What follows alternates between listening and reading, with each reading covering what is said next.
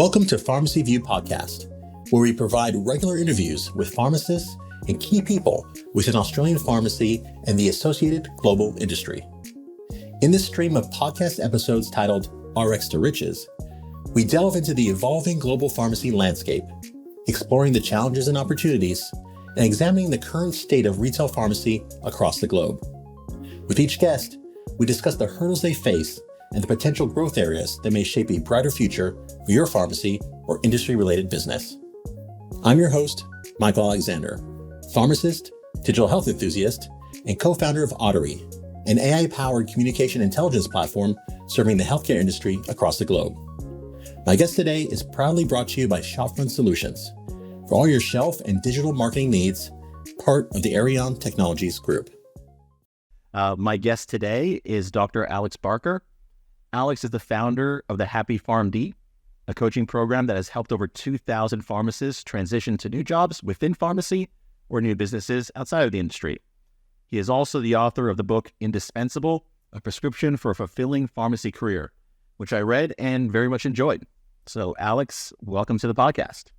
Thank you for the intro and thank you for the kind words about the book, and thanks for having me. It's an honor to be on a podcast on the other side of the world, being interviewed by an American. It's very surreal.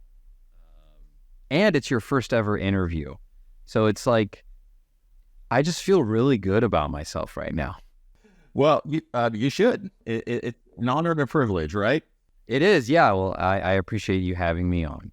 Yeah, no, my pleasure. So, first off, tell our Australian pharmacist audience a little about your personal pharmacy journey. Yeah, so American pharmacist here, and I do know that there's some big and some not so big differences between our nations and how we run our pharmacy. For me, I fell in line with a current doctrine that exists in America where if you want to be a good pharmacist, then you need to do a residency. And I believed it hook, line, and sinker, and I did a 1-year residency program that focused on academia, community, and ambulatory care. And after that, I got into clinical pharmacy work for a government agency here in the States, in Michigan specifically. And I became very burned out very quickly. I thought I was going to love the work. I thought, I'm performing at the height of our license. That's what they say here in the States. You perform at the height of your license. And I was at the height. I was at the pinnacle. I was looking out at the mountaintop and going, wow, I don't like being up here. I don't like doing this. And on top of it all, I had some bullies in the workplace. And I was a young buck. I didn't know how to stand up for myself. I didn't really have a backbone. And it led me into some really dark times in my life. Nothing horrible or awful, just like, feeling like a failure, feeling like I worked so hard to get this degree, to do a residency, and now to do this professional job to feel like a sack of crap, and I really hated that. But I can look back on those moments very fondly because while it sucked at the time, it was the motivation I need to really figure out what would help me to love pharmacy, what would help me to really enjoy the hard work that I know how to do and can do it well. And so that led me on to my path where I'm at today and creating the business that I had. And I've discovered through coaching that that's something that I'm very gifted at and I love doing. And I've learned how to help other pharmacists do the same for their careers. And that has meant mainly helping pharmacists find what they love within the profession and getting them into that. And as you alluded, we have helped people, not a lot, but we have helped people also leave pharmacy as well. Pharmacy in the States, and I can't speak to Australia, but we have this very weird thing where our profession for many is like a second choice. It wasn't their first choice. It wasn't their dream career. But we've helped people become real estate agents, financial advisors, business owners. We have one comedian that we've helped. And so we really focus on helping pharmacists discover what they love, and we help them get that job as quickly as possible. So it's been a wild ride since I graduated in 2012, but here I am. I'm still alive. I have all of my appendages, and I feel good. I feel really good. And I'm on an Australian podcast. I mean, I got nothing to complain about. Life seems good. Life seems good. I mean, I think a lot of what you're saying about your journey is going to resonate with pharmacists listening to the podcast. I know it resonates with me. And I wanted to touch on something that you mentioned in that, and you also mentioned this in your book, where a lot of your pharmacist clients talk about, feeling stuck in that kind of day-to-day drudgery. Can we say drudgery? I think we say drudgery of retail pharmacy work, right? Yeah. And you kind of felt the same way earlier in your career. So how can pharmacists get unstuck, right, and really practice at the top of their license? It's different for everybody, and I feel like the best thing to do is just to be aware of it. I think a lot of people, well, according to stats here in the States, about a third of every pharmacist is looking for a job at any given time. That's about 100,000 people, and that's a lot of people to be looking. And if you've ever had to look for a job, you know how painful it is. And I think people go through this cycle of feeling stuck at their job. And then there comes a moment when it's like, oh, manager said this, or a patient told me this, and now I'm real mad. I'm not sure if this is a PG rated podcast or not. I'm a real tootin' mad here. And you put that energy towards looking for a job, and then you don't hear back for a few weeks. Maybe you get one interview or two, and then you go there, you get the job or you don't. And if you don't, which is the majority for most people, you go back to the drudgery of your job. And I think the moment for me that I knew I was stuck was when I told my wife, I don't want to be around you or the kids after work. I remember coming home and just telling her, like, if I hang out with you guys, I'm afraid that I may snip, I may yell, because I'm just so angry and fed up with my situation.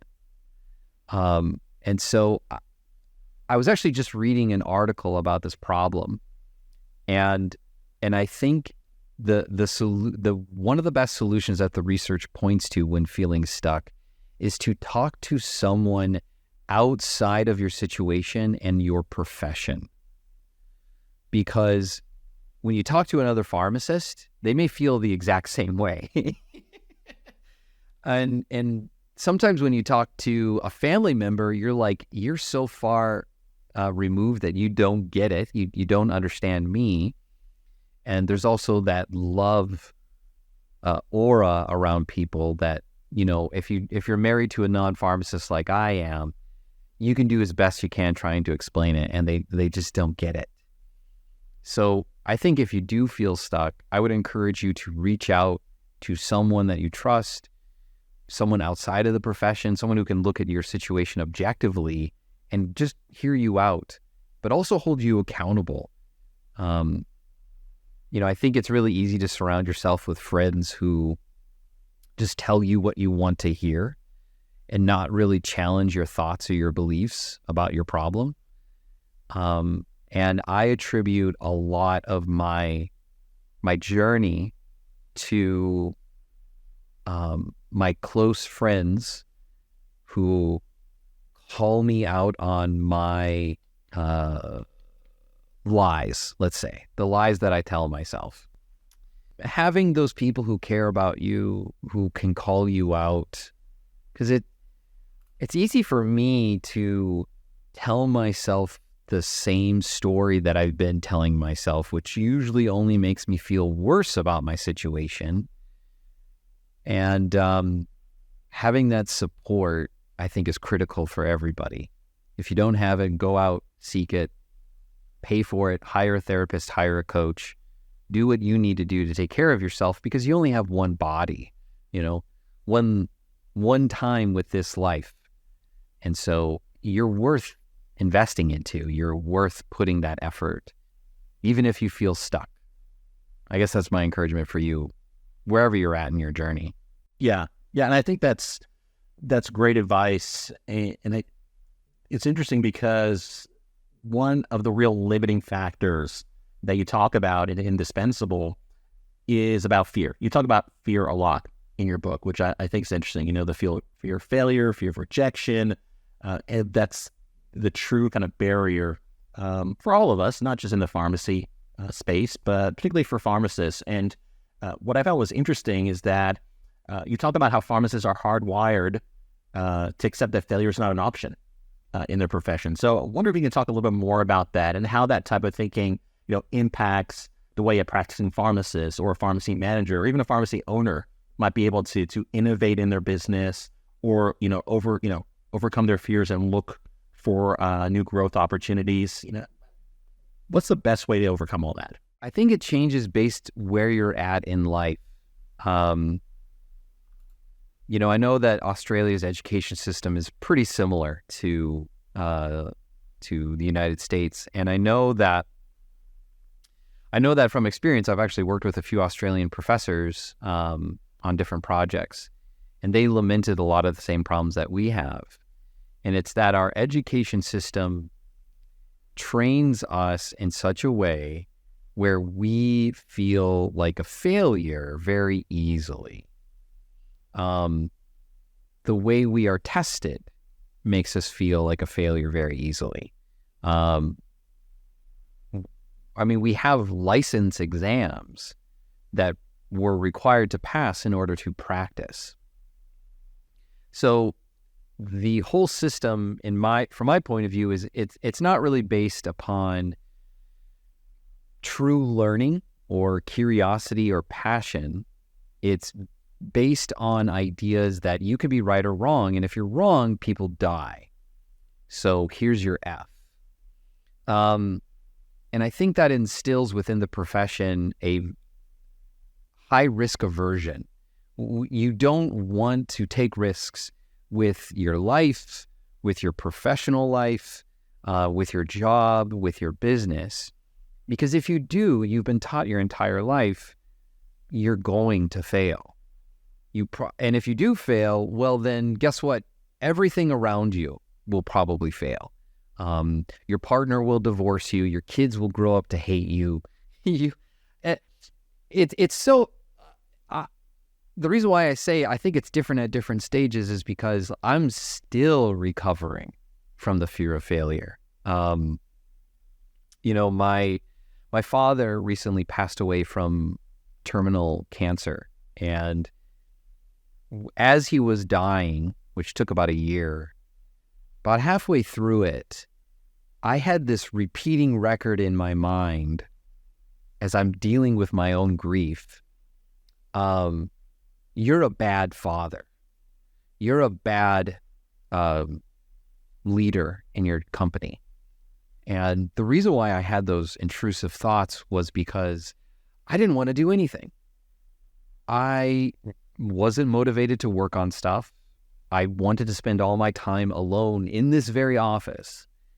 And in fact, I got bursitis in my shoulder because I was just sitting like a lazy bum all day, for days, for weeks, for months. And I was incredibly hard on myself because I wasn't living up to the expectations of what I learned from society, from my education system, from my jobs, and even within my own company.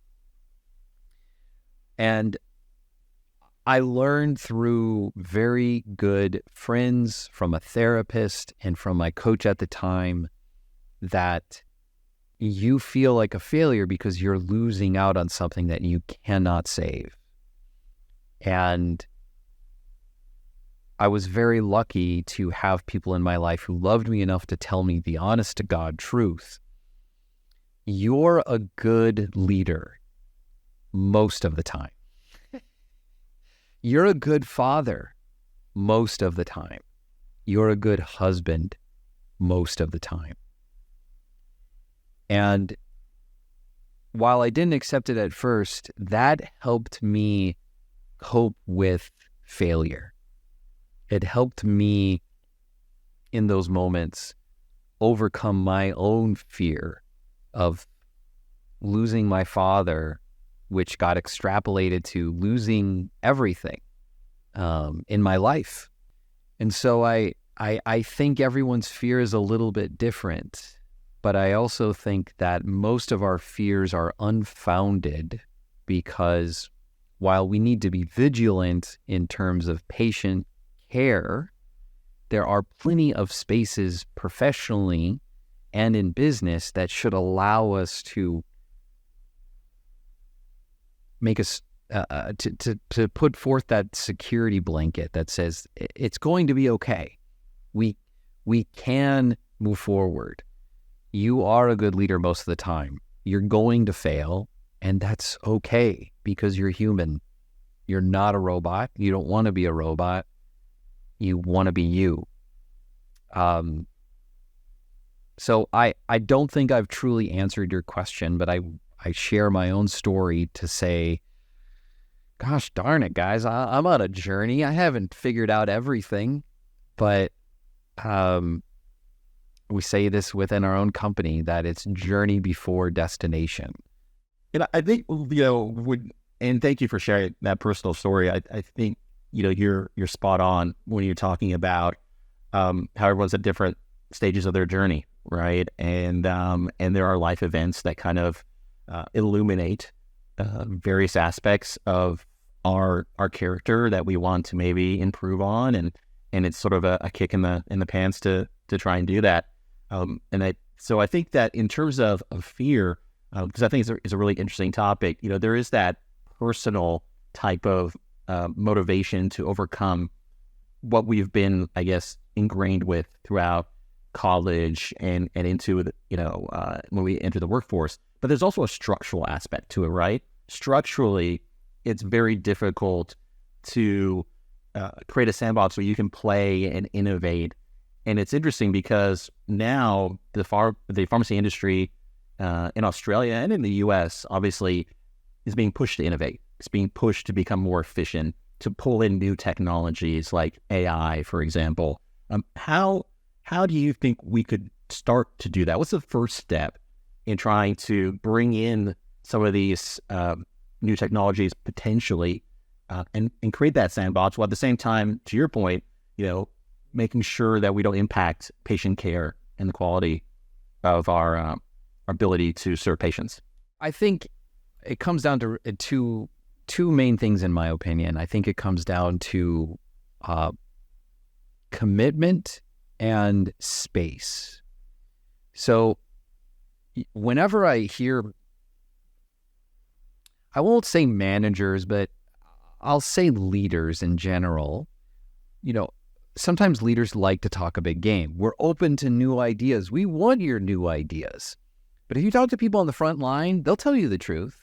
They'll tell you what they think, and they're not willing to listen. And there's this great study out there where they asked the entire hospital staff, and they asked this question. It was related to, the question was something like, what are the things that we are doing that are just plain stupid?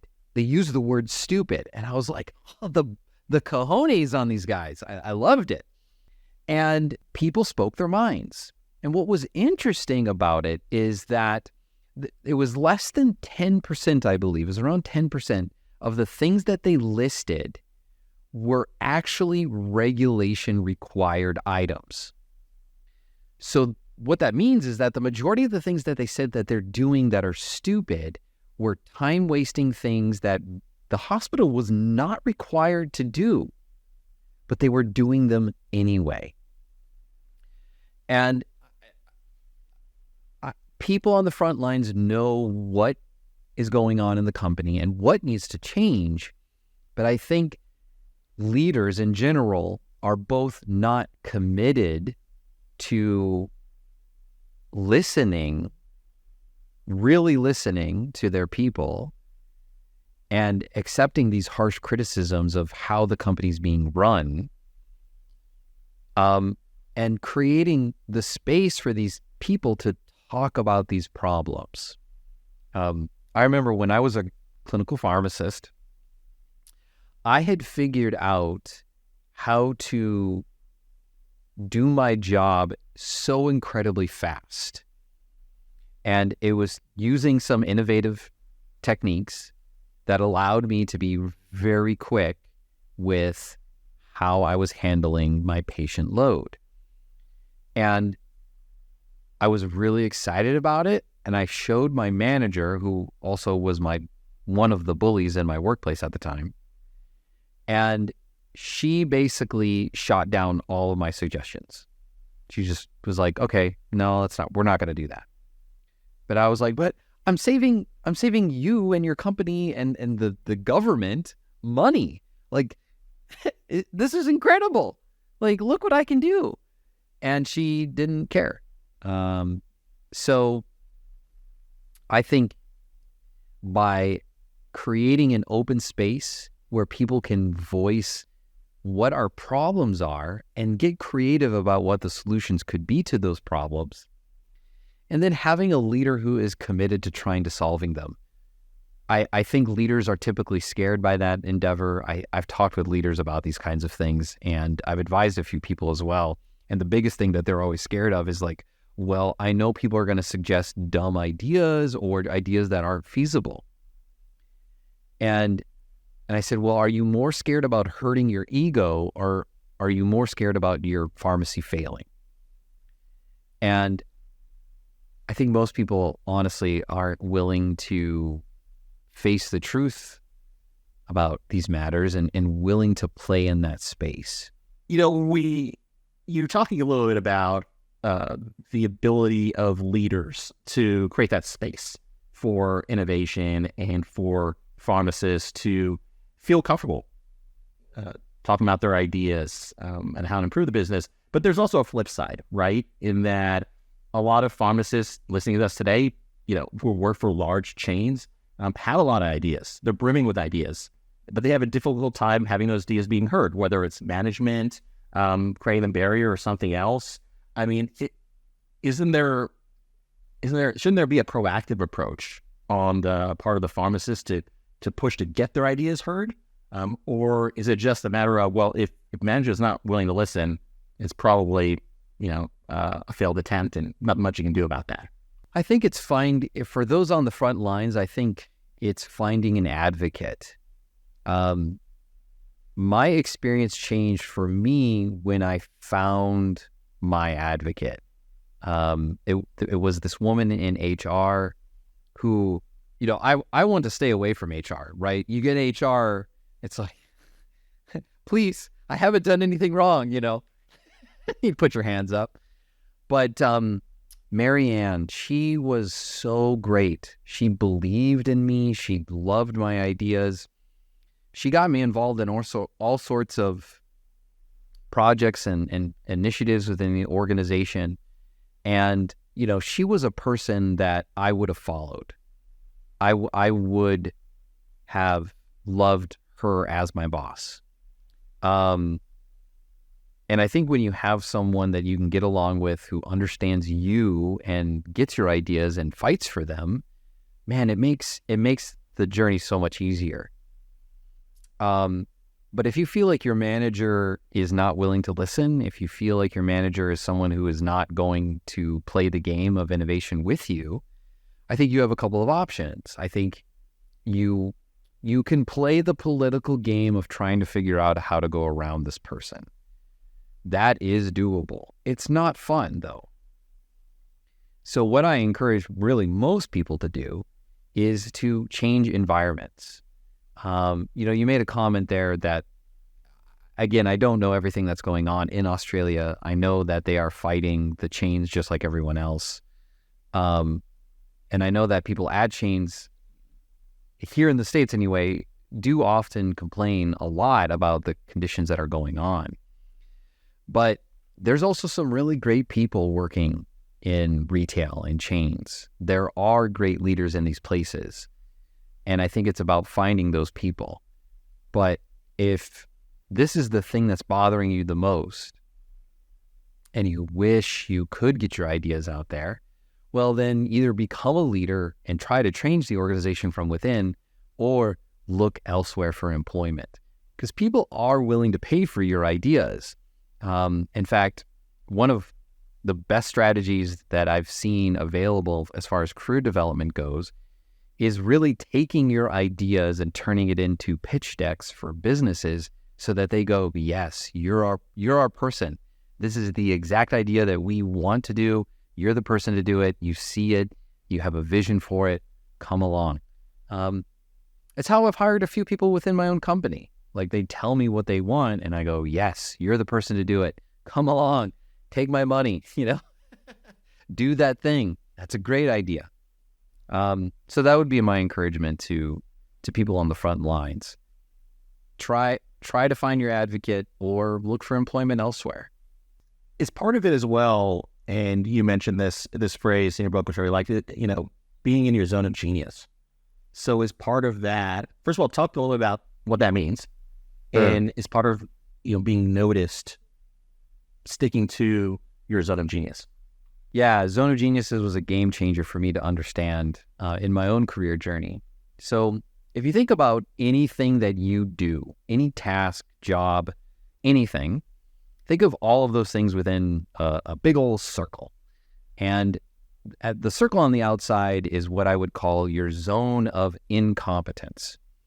So I'm incompetent at a lot of things. Doing my taxes, putting together machinery, vacuuming, doing the dishes. I do these things, but I'm pretty incompetent at them. My wife will pull out a glass from my cupboard and go, Alex, come on, like I can see spinach in this thing. Like, what? You got to do a better job. I have to ask really quickly, are you pretending to be incompetent to get out of doing it, or you're actually incompetent? No, actually, I do the dishes the most in the house. And if my wife were here right now, she would attest to this fact. I have gotten better. But most things we do, we're incompetent at. But eventually, a circle within this large circle, so a concentric circle, right, one within, is your zone of competence.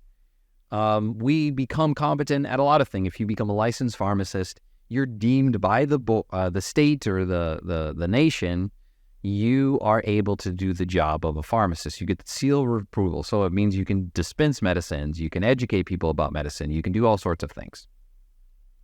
You are competent at these things. You can do the job. But that doesn't always mean that you are great at it or even good at it. Your zone of genius lies within your zone of competence. And these are the tasks or the things of your work where it has certain qualities. You love doing it. When you get interrupted doing that work, maybe you become angry or you're frustrated because I was in a state of flow. I enjoyed it.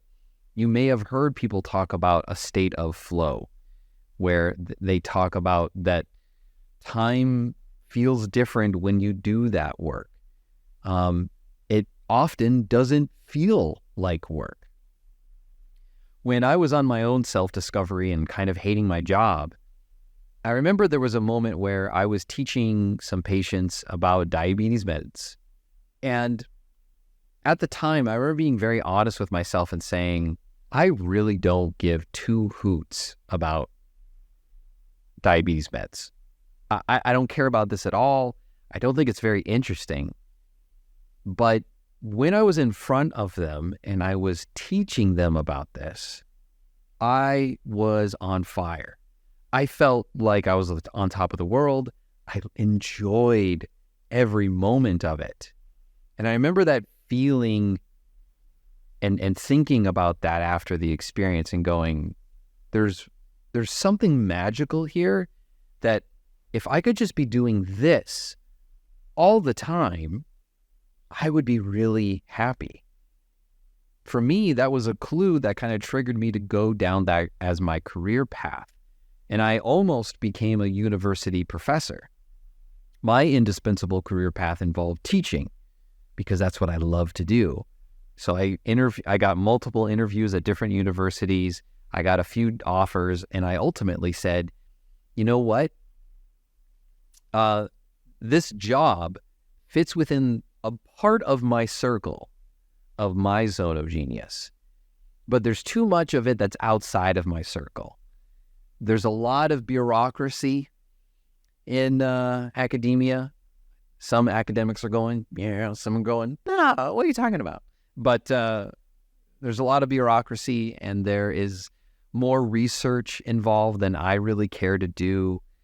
And there's scholarship activities that I just did not really want to involve myself with. Not because I don't care, it's just because my passion is teaching. So for me, I carved my path to doing what I do now. I run this business and I do quite a bit of teaching, and I love it. It's fun. Finding your zone of genius is fairly difficult unless you are working with a coach or someone who can know how to listen to you and ask the right questions. But you probably know one or two activities within your work that you really love or enjoy. It's about finding those moments and thinking strategically about how can I make this my entire job or career path. So I think that was the first part of the question. But that's what a zone of genius is. And in my opinion, life is way too flippin' short to not be in your zone all of the time. It's so much fun. Fun, believe it or not, is one of our core values in the business. If something isn't fun for someone, that means we have to either figure out how to systematize it, delegate the job, or eliminate it entirely. Because when people aren't having fun, they're not being productive, they're not growing the company. Perhaps it's a radical idea within pharmacy to even think that way, but it's my company, my rules, so we'll allow it. Thank you. That's the first time anyone said it on a podcast. So it makes me feel good. Thank you. Well, let me ask you this then, while we're on the zone of genius. What if your zone of genius, or a pharmacist listening, lays outside the profession? I mean, while we support pharmacists, we want them to stay in the profession, there might be a few who are thinking about transitioning to another career, as we did, by the way. So how should they approach doing this, in your opinion? I think you have to be very careful, because going into something blindly and jumping full on into it, whether you want to be a comedian or you want to be a school teacher, without getting your feet wet in the water, you can drown quickly. I was talking to a pharmacist who quit the profession and decided to start up her own equine training school. And she's been doing it for about a year, and she is world class. Okay, she's amazing at what she does. It is her zone of genius to be working with horses. Unfortunately, she has never run a business before, and she's made some classic mistakes that every entrepreneur makes. She is too involved in the business to run it. She is working 14-hour days, six days a week. And she's struggling with figuring out, how do I grow this thing so I'm not burning myself out? And I've done that very thing in my own business earlier on. I would encourage anyone who is seriously considering, even if it's just building a business, to slowly build it with time. For me, I knew in 2012 that I needed to do something outside of a day job. So for 5 years, I created businesses, and all of them were failures. One of them was really, really good. It actually helped me pay off this house, but the vast majority of them were failures. I got into a franchise. I sold stickers in schools. I sold online content, baby strollers on Amazon. I did coaching. I did consulting. I did a lot of stuff, but I did it all while having a full-time job. And my wife didn't work, still doesn't work as of this moment. And so I was the sole, moneymaker in the family. And had I just quit my job back in 2013 when I was burned out and frustrated and bullies, I don't know how I would have made it. I could definitely see myself failing in that endeavor. And so I encourage everyone, take your day off and spend 2-4 hours just learning, trying to get your feet wet. Get paid to do one job in the field or thing that you're thinking of. And I would also encourage people to don't throw away pharmacy yet. I've helped enough people now to know that some people are so sick of pharmacy that they can't imagine a job or a role or a business within the profession because they just are so fed up. But time and time again, it's like 95% of our clients stay within pharmacy after they transition into the new role. And when people ask, well, what are the 5%? Well, I say, well, they're businesses, and some of them are kind of related to pharmacy, but we just kind of put them in that 5% because we're like, well, if we have to justify this under a court of law, which we wouldn't, but we just want to be truthful and honest. 95% stay within pharmacy. So, I would say to those that are so fed up with the profession, really consider all of your options. You have an immense amount of knowledge and expertise in something. There's probably a way to turn that into a job or a business. We talked a little bit about this throughout the podcast, but just kind of bring it all back to the start. What is the one thing pharmacists can do today to start becoming, in your words, indispensable and find that joy in their career? I think the simplest thing that you can do is think about a moment at work when you were happy, when you had a little bit of joy, or someone told you they appreciated you for something that you did. And hold on to that moment and ask yourself a challenging question. How can I replicate this moment? What is one small thing that I can do in my work today to try to replicate that moment? And the reason why I use appreciation from others is because when someone appreciates you genuinely, it highlights something about you that maybe you don't even want to acknowledge or you like to downplay even. I've seen this a lot in pharmacists. They don't like to outshine others. Pharmacists in general are team players. We don't want to seem like we're better than others. But the truth is that you're better at something than someone else. And if you get appreciation for those things, there is potential to get even more of it. There is always opportunities within your current job to spend more time in that zone of genius. And it could mean having a discussion with your manager and asking how you can do more of this. It could mean that you have to leave this job because there's no opportunities for you to do more of it. But by being real with yourself, I think you can explore some really potentially life-changing moments for you.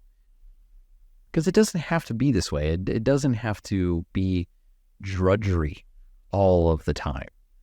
So I would encourage you to ask yourself some tough questions and to not be afraid to tell someone else, maybe outside of your company, a spouse, a friend, a colleague, a mentor, and to say, I want to do more of this. I want this. Can you help me? It is possible. And I've seen it happen over and over and over again with the people that we work with. And also remember too, we're pharmacists. We enjoy helping people. It's typically why we join the profession. So if pharmacists like helping people, it may be time to ask another pharmacist for some help. Yeah, I think that's great. And I think that's a very nice point to end the discussion. But before we do, where can our listeners find you if they want to take advantage of your consulting and coaching services? You can find us at thehappypharmd.com. That's our website where we have a lot of blogs and resources on there about different career paths. A lot of them apply to Australia. I know this. So you can find more information there. If you want to connect with me, feel free to do so on LinkedIn. Just type in Alex Barker. Yeah, you can find me on LinkedIn or on the website. I'm happy to connect. Send me a message. Let me know what's going on. Happy to chat. That's my prerogative. And yeah, happy to connect. Awesome. And we'll include some of that information in our show notes as well. But Alex, thank you. Thanks so much for joining the first ever RX to Riches podcast. Thank you for having me. It was a pleasure. Thank you again for having me. I appreciate it. Thank you, Alex. Thanks for joining us today on the Pharmacy View podcast. And don't forget to like, share, and leave a comment if you found this episode of value or have any feedback. Podcast episodes are promoted through social media, LinkedIn, YouTube, and major podcast mediums. And each episode can be found on the Pharmacy View webpage with links to guest contact and business details. If you're a pharmacist or industry support supplier and would like to join us on an episode, send us a message through LinkedIn or complete the inquiry form on the Pharmacy View webpage. I'm your host, Michael Alexander, pharmacist and co-founder of the communication intelligence platform Audirie. On behalf of Shopfront Solutions and Arion Technologies, thanks again for joining us today on the Pharmacy View podcast.